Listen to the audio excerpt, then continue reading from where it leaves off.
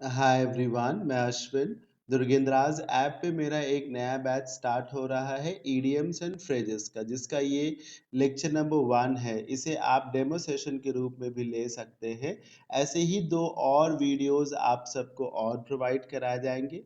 Total 3 videos आप सभी को डेमो सेशंस के रूप में दिए जाएंगे, ताकि आप ये जान सके कि ईडियम्स एंड फ्रेजेस के इस बैच में आपको कैसा कंटेंट दिया जाएगा और वो कंटेंट आपके लिए कितना यूजफुल हो सकता है। बैच की डिटेल्स आपको इस वीडियो के नीचे डिस्क्रिप्शंस में मिल जाएंगी। मैं थोड़ा सा ब्रीफ भी कर देता हूँ क्या क्या होगा इस बैच में। देखिए, इस बैच में 100 वीडियोस होंगे। टोटल में 100 वीडियोस होंगे। हर वीडियो में मैं आपको 10 ईडियम एंड फ्रेजेस पढ़ाऊंगा। यानी कि अगर आप 10 को 100 से मल्टीप्लाई करें तो 1000 idioms and phrases, 1000 idioms and phrases मैं आप सबको पढ़ाऊंगा। कोशिश करूंगा मैं कि जो भी ईडियम्स एंड फ्रेजेस मैं आप सबको पढ़ाऊं वो इम्पोर्टेंट हो, स्टैंडर्ड हो और रेलेवेंट हो। वो हो जो पेपर में कई दफा पूछे गए हैं और बार बार पूछे जाने की जिनकी पॉसिबिलिटी है। बहुत सारे नए ईडियम्स एंड फ्रेजेस भी आप पढ़ेंगे और कुछ वो भी ईडियम्स एंड फ्रेजेस आप पढ़ेंगे जो प्रीवियस ईयर में एग्जाम्स में पूछे जा चुके हैं। चलिए इस सेशन को स्टार्ट करते हैं। हाँ, एक बात मैंने आपको नहीं बताई, इस बैच की फी जो है सिर्फ 499 है।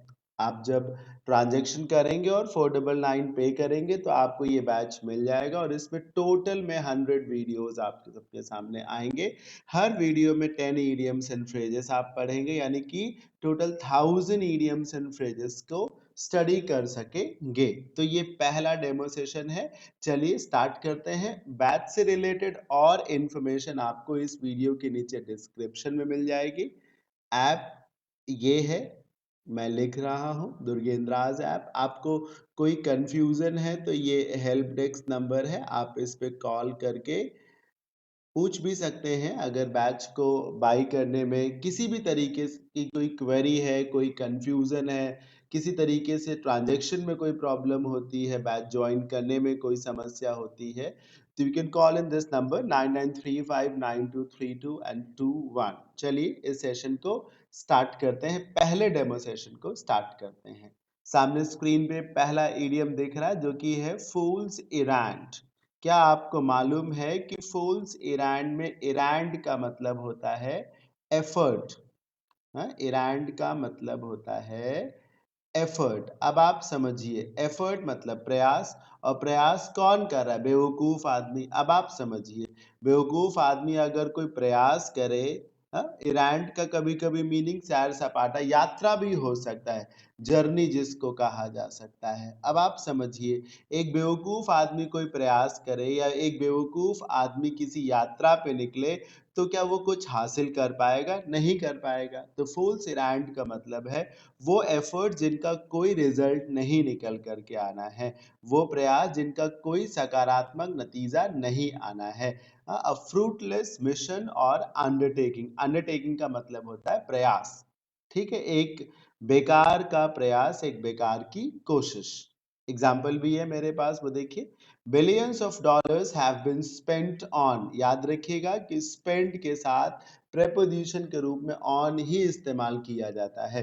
अक्सर स्टूडेंट गलती होने पर इन लगा देते हैं। उन्हें लगता है कि इस चीज में इतना रुपया खर्च किया गया, इस चीज में इतना रुपया खर्च किया। जैसे कहा जाए कि उसकी पढ़ाई में इतना रुपया खर्च किया गया, गलत। उसकी पढ़ाई पर इतना रुपया खर्च किया गया, उसकी पढ़ाई पर दसियों लाख रुपए खर्च किया गया। तो पर बोला जाता है, में नहीं बोला जाता, इसीलिए स्पेंड ऑन बोलते हैं। हाँ, अगर निवेश किया जाए, क्या किया जाए? निवेश किया जाए, इन्वेस्ट किया जाए, तो इन्वेस्ट के साथ प्रेपोजिशन इन लगाया जाता है। क्यों? क्योंकि बोलने में कहा नहीं जाता बिजनेस में इन्वेस्ट किया। Long range weather forecasting. Weather forecasting का मतलब है मौसम का पूर्वानुमान। लॉन्ग रेंज वेदर फोरकास्टिंग का मतलब है लंबे समय का पूर्वानुमान। जैसे कि आज पता चल जाए कि 2 महीने बाद मौसम कैसा रहेगा।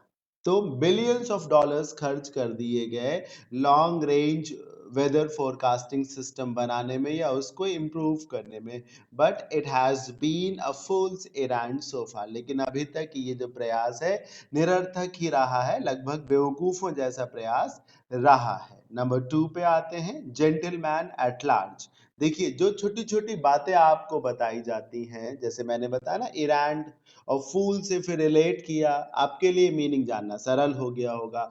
तो आपको भी इन्हीं बातों को दिमाग में रखना है, ये ट्रिक्स हैं, लॉजिक्स हैं।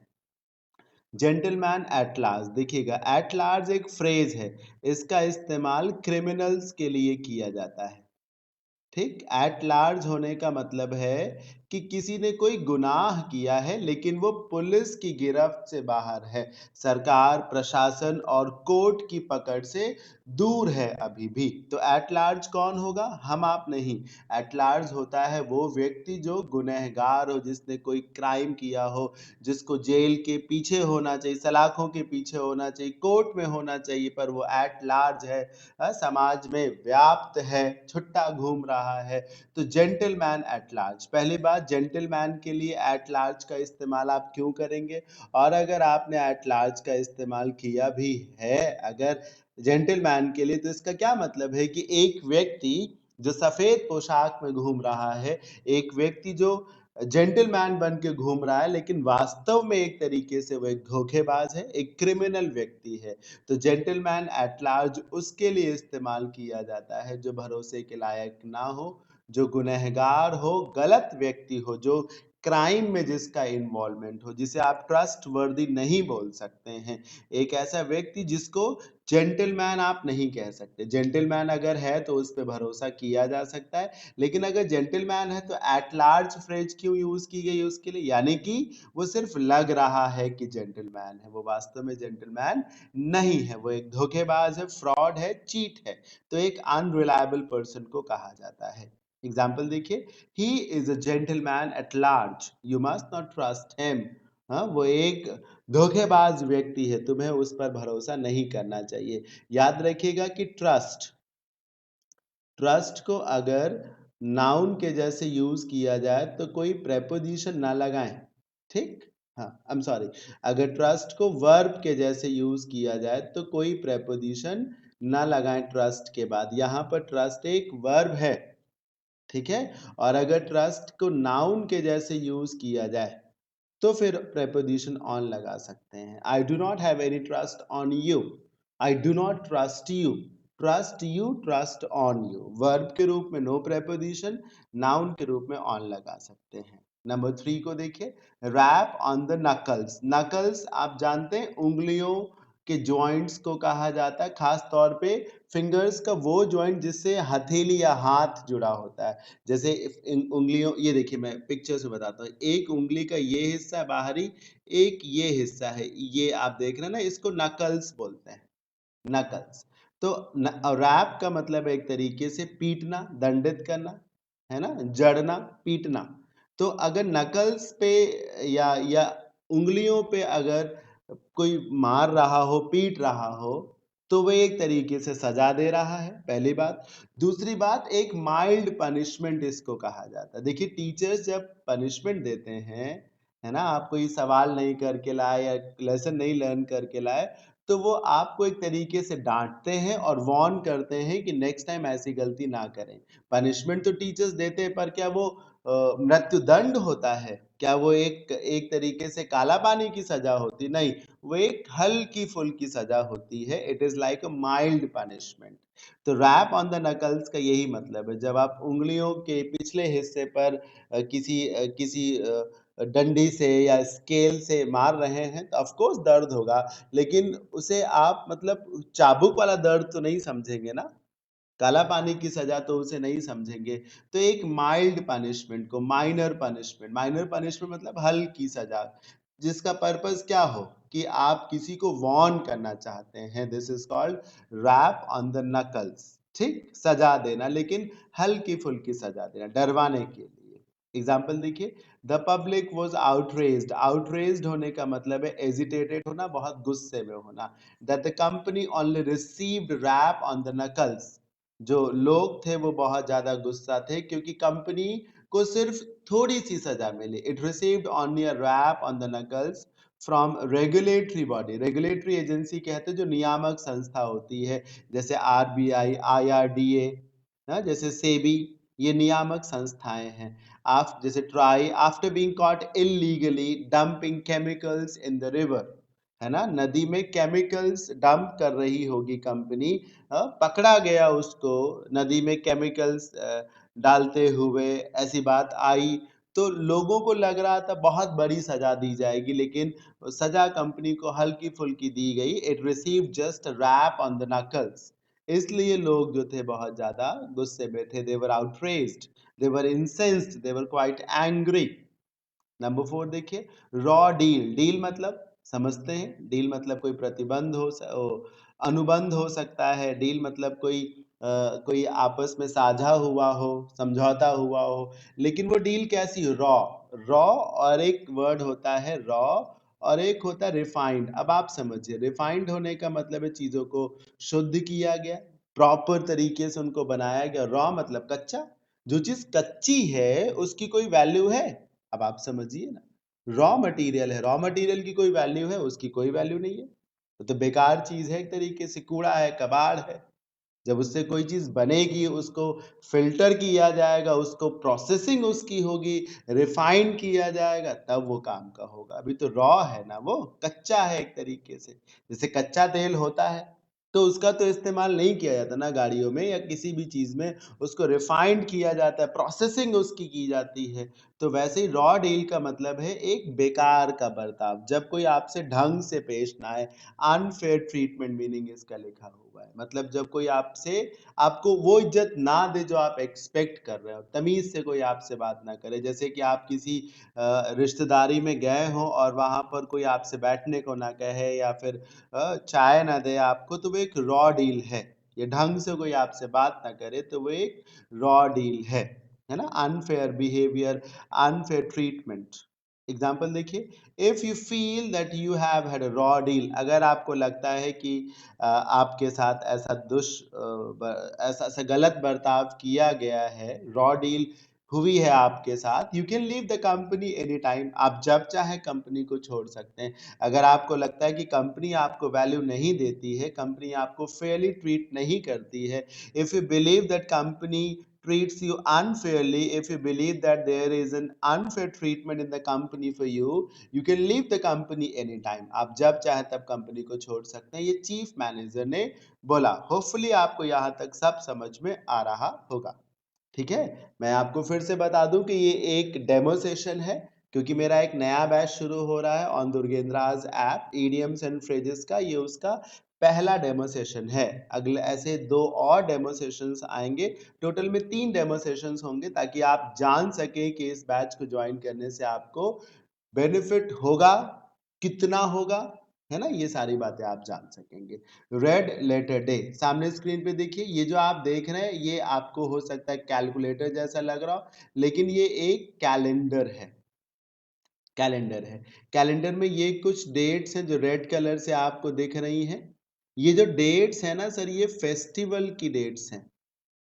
हाँ, होली, दिवाली, ईद, बकरीद, 15 अगस्त, 26 जनवरी, उनको, जैसे इसी में 25 दिसंबर होगा, क्रिसमस डे जिसको कहा जाता है, इसी में 15 अगस्त आएगा। तो जो ये इंपॉर्टेंट डेट्स होती हैं, इनका कलर कैसा रहता है? रेड रहता है। लेटर का मतलब 1 2 3 4 ये होता है। ABCD को भी लेटर कहते हैं, कैपिटल लेटर, स्मॉल लेटर, याद आया?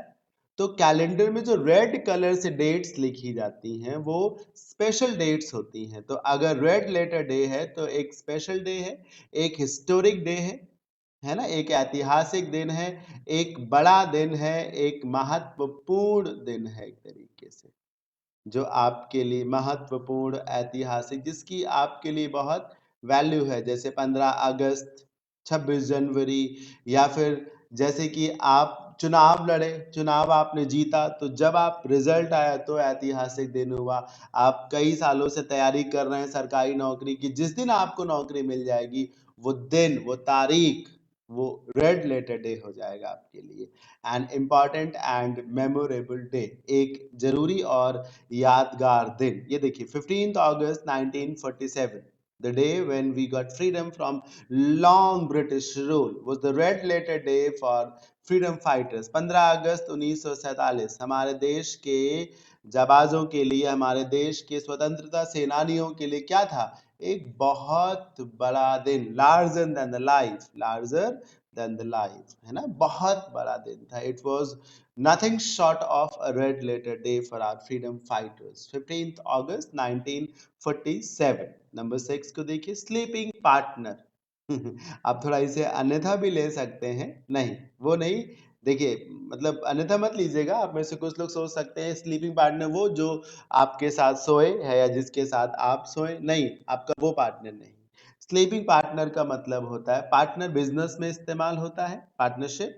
स्लीपिंग पार्टनर बिजनेस का वो पार्टनर है जिसने इन्वेस्ट तो कर रखा है, लेकिन डे टू डे जो काम होते हैं, डे टू डे अफेयर्स में ज्यादा उसका इन्वॉल्वमेंट नहीं है. उसे सिर्फ पैसा लगाने से मतलब है और शेयर से मतलब है. बीच में कैसे फंक्शन हो रहा है सब कुछ, डे टू डे अफेयर्स में क्या हो रहा है, उससे उसको कोई खास मतलब ना हो. पैसा लगाने से मतलब रहा हो और प्रॉफिट से मतलब हो. ठीक है, देखिए, someone who is closely involved with a company and often provides money for it but is not a manager of it. समझ रहे हैं ना? जिसने किसी बिजनेस में इन्वेस्ट कर रखा हो, पार्टनरशिप कर रखी हो, प्रॉफिट से भी उसका मतलब हो, लेकिन वो डे टू डे अफेयर्स में कोई इन्वॉल्वमेंट ना रखता हो. एग्जाम्पल देखिए, he was an extremely wealthy man. वो एक बहुत ही धनवान व्यक्ति था. And she was, ये देखिए, ये he है, दूसरा कोई, और she was hoping that he might become a sleeping partner in their new vineyards. Vineyards बोलते हैं अंगूर के बाग को. तो वो व्यक्ति, वो लड़का या वो पुरुष बहुत अमीर व्यक्ति था और वो महिला चाहती थी कि उसके अंगूर के बाग के धंधे में वो स्लीपिंग पार्टनर बन जाए. मतलब पैसा लगाए, प्रॉफिट ले, लेकिन किसी तरीके से कोई ताक झांक ना करे. स्लीपिंग पार्टनर कहते हैं इसको. नंबर 7 देखिए, ऊपर वाली पिक्चर भी इसमें देखिएगा, नीचे वाली पिक्चर नहीं. अ square peg in the round whole. ये जो आप बॉक्स देख रहे हैं ना, ये यही पेग है. ठीक है, हाँ, यही पेग है. और ये होल. अब आप समझिए, अगर होल आपने ऐसा बनाया तो इसमें ऐसी ही चीज जा सकती है. ऐसा बनाया राउंड तो इसमें राउंड वाली चीज जा सकती है. ये होल स्क्वायर राउंड है और ये जो है वो स्क्वायर फॉर्म में है. तो राउंड होल है और स्क्वायर ना जैसी कोई चीज है जिसका शेप स्क्वायर में है, क्या वो जा सकती है? नहीं जा सकती ना. तो एक मिसफिट है ना, मिसफिट. जो चीज जहां फीट फिट नहीं हो सकती है उसको कहा जाता है square peg in the round whole. एक तरीके, जैसे कि एक पेन का कैप आपके पास है और दूसरे पेन में आप उसे फिट करें पर वो उस पेन का कैप नहीं है, तो क्या वो फिट हो जाएगा? नहीं, वो एक square peg in the round whole कहा जाएगा. मिसफिट, जो कहीं फिट ना हो. खास तौर पे व्यक्ति के लिए इस्तेमाल होता है जो किसी काम के लिए सूटेड ना हो, है ना, किसी काम के लिए बिल्कुल भी उचित ना हो. Square peg in the round whole, जो मिस फिट हो, जिसे वहां नहीं होना चाहिए, उसको कहा जाता है स्क्वायर पेग इन अ राउंड होल. बहुत ही इजीली समझ गए होंगे आप सभी लोग. एग्जाम्पल देखिए, trying to teach me mathematics is like trying to fit a square peg in the round hole. कोई कह रहा है कि मुझे मैथमेटिक्स सिखाना एक तरीके से एक राउंड होल में स्क्वायर पेग, मतलब जो चीज नहीं हो सकती वो करना. आई एम कन्विंस्ड, मैं जानता हूं, that my brain is not built right to understand algebra, कि मेरे दिमाग में अलजेब्रा नहीं चलेगी तो चढ़ेगी. तो आप मुझे मैथ सिखाने की कोशिश ना करें. It is none of my business. I won't ever be able to understand it. It would be like fitting a square peg in a round hole or inserting a square peg in a round hole. तो जो चीज जहां fit ना होती हो. Number 8, आज talking horse. Hopefully आपको session अच्छा लग रहा होगा. मेरा प्रयास रहेगा अभी आखिर तक कि अच्छा ही लगे आप सभी को ये सेशन. अपनी प्रतिक्रिया भी जरूर दीजिएगा इस वीडियो के नीचे. कमेंट सेक्शन में जरूर बताइएगा कि आपको ये सेशन कैसा लगा, आपकी क्या एक्सपेक्टेशंस थी, पूरी हुई कि नहीं पूरी हुई, आप क्या चाहते हैं इस बैच में ऐड किया जाए, है ना. जो भी सजेशंस हो जरूर मुझे बताएं. और इस वीडियो को ज़्यादा से ज़्यादा अपने फ्रेंड्स में शेयर भी करिएगा। अच्छा, पढ़ते हैं नंबर 8 को। स्टॉकिंग हॉर्स, हॉर्स मतलब घोड़ा, स्टॉक मतलब चलना होता है। वैसे तो स्टॉकिंग एक क्राइम है, किसी महिला का पीछा करना गलत इरादे से। तो stalking is a non bailable offence, ये भी है सर। तो स्टॉकिंग हॉर्स का मतलब है एक घोड़ा जो चल रहा है, एक घोड़ा जो चल रहा है, स्टॉकिंग हॉर्स। स्टॉकिंग में देखिए समथिंग दैट, ये जो समथिंग आप देख रहे हैं यही हॉर्स, इसमें ध्यान से देखिएगा। एक घोड़ा यहाँ आपको दिख रहा है और ये देखिए घोड़े से छिपकर, घोड़े के पीछे एक व्यक्ति किसी को मारना चाहता है, बंदूक से निशाना साधे। और किसको? ये देखिए जो चिड़िया है, एक तरीके से ऐसे ये जो चिड़िया है जान जाएंगी कि ये शिकारी है। लेकिन जब वो घोड़ा जो कि चल रहा है उसके पीछे खड़ा हो जाएगा तो क्या ये चिड़िया जान पाएंगी कि ये मेरा शिकार करने आया है? तो एक तरीके से स्टॉकिंग हॉर्स वो है ये घोड़ा जो इसलिए इस्तेमाल किया जा रहा है ताकि वास्तविकता को छिपाया जा सके, है ना। स्टॉकिंग हॉर्स वो है जिसका इस्तेमाल चीजों को हाइड करने के लिए किया जा रहा हो, सच्चाई को छिपाने के लिए, वास्तविक इरादे छिपाने के लिए स्टॉकिंग हॉर्स का यूज किया जाता है। Something that conceals a persons real intention, कुछ भी जो छिपाना, कंसील मतलब छिपाना, इंटेंशन मतलब इरादा, कुछ भी ऐसा जो किसी व्यक्ति के वास्तविक इरादों को छिपा रहा हो, उसी को कहा जाता है स्टॉकिंग हॉर्स। क्या कहा जाता है?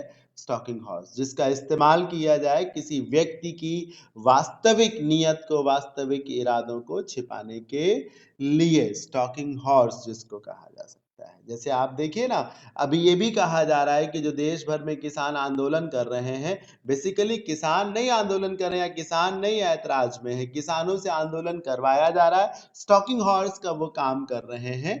और बेसिकली उनके सहारे बाकी लोग अपनी रोटियां सेक रहे हैं। मैं नहीं जानता या मैं नहीं कह सकता ये बात कितनी सही है, लेकिन किसी को पूरी तरीके से बेवकूफ भी नहीं बनाया जा सकता, ये भी बात आपको समझनी होगी। खैर एग्जाम्पल को देखते हैं। The demands of the trade union seem, जो ट्रेड यूनियन की डिमांड थी, ऐसा मालूम पड़ता है कि वो एक स्टॉकिंग हॉर्स थी या है, टू ब्लैकमेल द मैनेजमेंट। मतलब ट्रेड यूनियन की जो डिमांड्स हैं वो जेन्युइन डिमांड्स नहीं है, वो ऐसा लग रहा है कि वो मैनेजमेंट को ब्लैकमेल करने के लिए ऐसी डिमांड कर रहे हैं, वो एक स्टॉकिंग हॉर्स है। डिमांड्स की आड़ में वो मैनेजमेंट को ब्लैकमेल करना चाह रहे हैं। जैसे गवर्नमेंट पे आरोप लग रहा है कि मार्केट को ओपन करके, फार्मर्स के लिए मार्केट को ओपन करके वो एक तरीके से सब कुछ जो है वो कॉर्पोरेट्स को दे रही है। समझ रहे हैं? तो स्टॉकिंग हॉर्स का काम कर रही है। नंबर 9 देखिए, स्वान सॉन्ग लिखा है। स्वान या स्वैन जो भी आप बोले, स्वान बोलिए। स्वान हंस को कहा जाता है, क्या ये बात आपको मालूम है? स्वान जो है हंस को कहा जाता है। सॉन्ग का मतलब गाना। क्या आपको ये बात मालूम है कि वैसे तो हंस गाता नहीं, गुनगुनाता नहीं, लेकिन ये कहा जाता है कि जब हंस मरने वाला होता है तब वो गाता है। अगर हंस गा रहा है, गुनगुना रहा है, तो इसका मतलब है कि अब वो अगले क्षण मर जाएगा। तो स्वान सॉन्ग हंस तब गाता है जब वो अपने मौत के बहुत करीब होता है। ये माइथोलॉजी से आया है, मैं पूरी सच्चाई नहीं बता सकता, लेकिन इसकी सच्चाई यही है कि हंस, कहा जाता है कि हंस तब गाता है जब उसकी मौत उसके बहुत करीब होती है। When it is about to die, it starts singing। तो स्वान सॉन्ग मतलब अंतिम रचना, अंतिम गीत जिसके बाद जो है व्यक्ति नहीं बचेगा। Last creation of an artist, उसको कहा जाता है स्वान सॉन्ग। अंतिम रचना, अंतिम उपलब्धि जिसको कहा जाता है। जैसे जयशंकर प्रसाद जी के लिए कामायनी एक तरीके से स्वान सॉन्ग थी। जी एग्जाम्पल देखिए। Who knew that the movie Tubelight, Bollywood movie Salman Khan की, याद होगी आप सभी को, फ्लॉप भी हुई थी कुछ हद तक, would be the swan song for the veteran actor mister Om Puri. आपको मालूम होगा कि उस फिल्म में ओमपुरी साहब ने एक्टिंग की थी। इनफैक्ट उस फिल्म की शूटिंग के दौरान ही उनका इंतकाल हो गया था। तो वो मूवी ट्यूबलाइट ओमपुरी साहब के लिए एक स्वान सॉन्ग साबित हुई, अंतिम रचना साबित हुई। लास्ट ईडियम है अ टॉल ऑर्डर। ऑर्डर, आप समझ रहे हैं, आप किसी कंपनी में, फैक्ट्री में काम कर रहे हैं, कस्टमर का ऑर्डर आया, मतलब जो उसने मांग करी, और ऑर्डर वो कैसा, टॉल, बड़ा ऑर्डर है। अब आप समझिए, बड़ा ऑर्डर, उसके दो मतलब हो सकते, एक कि बड़ा ऑर्डर है तो ज्यादा प्रॉफिट होगा, एक मीनिंग बड़ा ऑर्डर है तो ज्यादा प्रॉफिट होगा, दूसरा मीनिंग बड़ा ऑर्डर है तो बहुत मुश्किल होगा उस ऑर्डर को डिलीवर करना तय समय में। टॉल ऑर्डर एक मुश्किल काम को कहा जाता है, समझ रहे हैं ना। एक बड़ी मांग, एक बड़ी मांग जिसे पूरा करना बहुत मुश्किल हो, समझे। टॉल ऑर्डर एक डिफिकल्ट टास्क, एक डिफिकल्ट जॉब को कहा जाता है टॉल ऑर्डर। जैसे बिहार में इलेक्शंस है, आप कह सकते हैं कि किसी भी पार्टी के लिए बिहार में चुनाव जीतना, मेजॉरिटी में आना एक टॉल ऑर्डर हो सकता है, whether it is RJD, JDU, BJP और Congress. For all the parties winning the elections in Bihar can be a tall order, एक मुश्किल काम हो सकता है, a difficult job to do। Example देखिए, they thought that the deadline was a tall order। Deadline मतलब जब तक आपको ऑर्डर डिलीवर जरूर करना है, जो अंतिम समय सीमा आपको मिली उसको डेडलाइन कहा जाएगा। उन्हें लगा कि जो डेडलाइन दी गई है इस काम को करने की वो एक टॉल ऑर्डर है, इस समय तक काम पूरा तो नहीं हो सकता। तो ये था demo session 1 EDMs and phrases का। होपफुली आप सबने एंजॉय किया होगा। कैसा लगा ये सेशन मुझे जरूर बताएं। ऐसे 2 और सेशन जल्द से जल्द आपके सामने आएंगे। मैं फिर से बता दूं कि ये बैच आप सभी जो हैं दुर्गेंद्राज ऐप पे पा सकते हैं, वहां से ले सकते हैं, ठीक। इस वीडियो के नीचे डिटेल्स में सब कुछ दिया हुआ है। इस बैच की फी 499 है। इसमें आपको 100 वीडियोस दिए जाएंगे। हर वीडियो में 10 इडियम एंड फ्रेजेस दिए जाएंगे, यानी कि टोटल में 1000। और बड़ी बात, इस बैच की कोई एक्सपायरी डेट नहीं है, लाइफ टाइम। मेरे किसी भी बैच की कोई एक्सपायरी डेट नहीं है, क्योंकि गवर्नमेंट जॉब को कराने वाले जो कमीशंस हैं, चाहे वो स्टेट सर्विस कमीशंस हो, चाहे एसएससी हो, वो अक्सर डिले कर देते हैं। तो अगर मैं 1 ईयर 6 मंथ्स की ड्यूरेशन अगर वैलिडिटी रख दूं तो फिर कई बार आपको परेशानी हो सकती है, इसलिए कोई वैलिडिटी नहीं, कोई एक्सपायरी डेट नहीं है, ठीक है। Thank you so much, bye bye, take care, have a good day guys, thank you so much once again.